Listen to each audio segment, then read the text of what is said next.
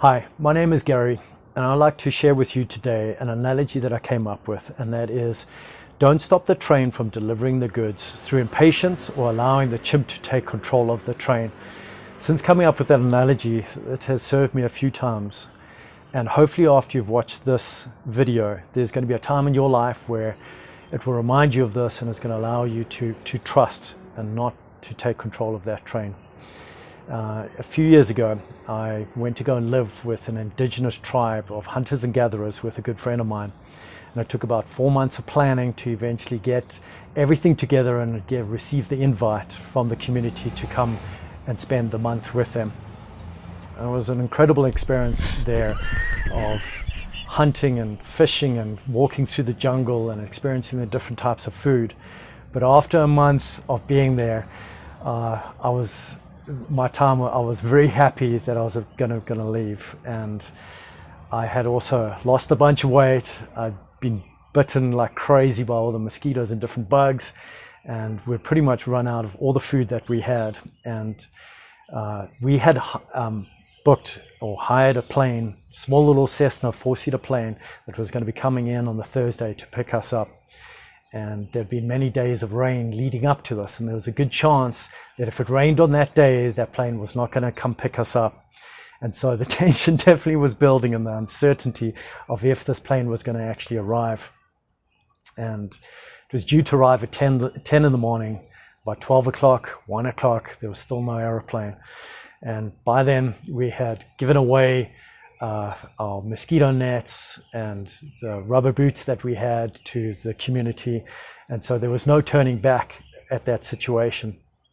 The alternative was having to walk out of the jungle at 4 o'clock in the morning to be able to make the bus and to be able to then make the aeroplane that was going to take me back to Europe.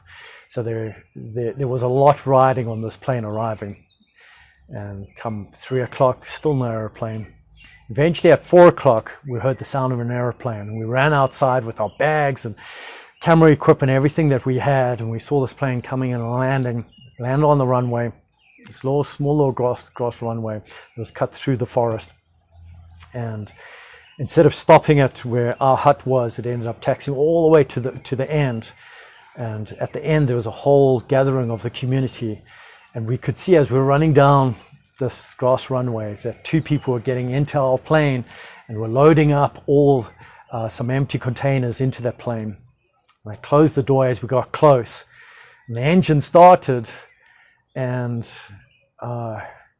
just this thought of like, that is our plane, the feeling of having to walk out, and the disappointment that these people had taken this plane. They hadn't told us that there was potentially another plane coming.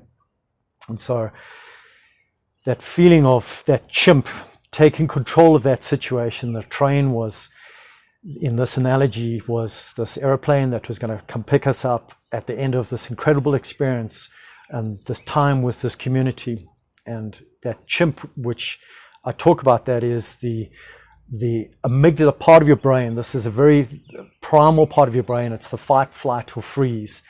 It's very black and white. It's that same chimp that when traffic, you hear those people hooting. It's that impatience that they have. It's that chimp that's taking over. Well, this very much in this situation was screeching and was wanting to take those people out of the plane and get in the plane and leave. But fortunately, we remained calm. On the outside, on the inside was freaking out. And the plane took off, and we just watched it take off into the distance. And we walked back to our hut, kind of preparing in our minds, massively disappointed that we were going to have to walk out the next day. And about 40 minutes later, another plane arrived.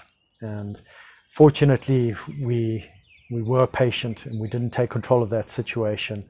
And it meant that our time there was not tarnished, and it was a very powerful experience that, as I'd said, had served me many times to just trust, to know that that plane is going to come, and don't take silly little actions, say things that you shouldn't say, just it's kind of where that saying comes from, kind of sleep on it on major decisions or times when you're feeling that tension inside and that mind is freaking out. Just trust and be patient and allow that train to deliver all the goods at the end of its journey. Look forward to the next video that I'll be sharing with you in a couple of days' time.